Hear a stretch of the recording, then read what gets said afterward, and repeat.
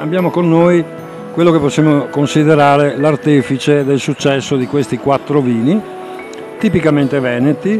Parliamo di Malvasia, parliamo di Marzemino, parliamo di un rosso tipicamente nostrano e l'ultimo nato in famiglia, il Prosecco.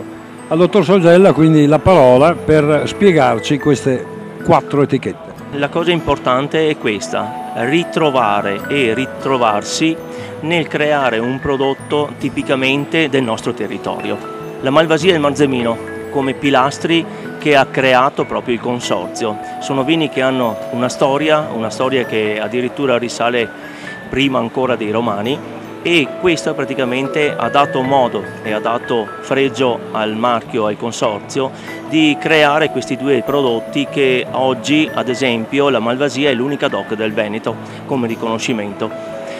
È un vino bianco che si adatta benissimo ai nostri piatti e naturalmente veniva considerato addirittura dai frati benedettini come il vino che lo portavano a fare le messe.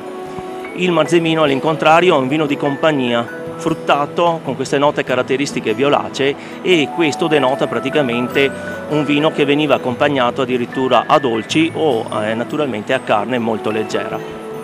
Il tutto viene completato da un rosso taglio bordolese classico, un Merlot, un Cabernet Sauvignon e Franc.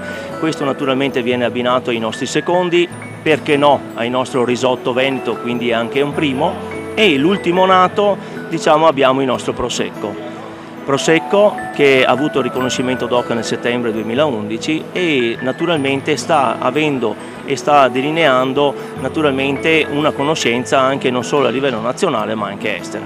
A favore di camera dovrebbero esserci anche alcune immagini di un altro tipico prodotto del territorio, del montagnanese, sul quale insiste poi Merlara, in particolare il prosciutto crudo per eccellenza, il famoso dolce, del quale io so che ogni anno viene fatto un concorso per abbinare il giusto vino di Merlara. Da tecnico, cosa suggerisce per una fettina di quel prosciutto? Beh, assaggiate sicuramente il Marzemino. Credo che sia l'abbinamento più giusto e più coerente con il prosciutto di Montagnana.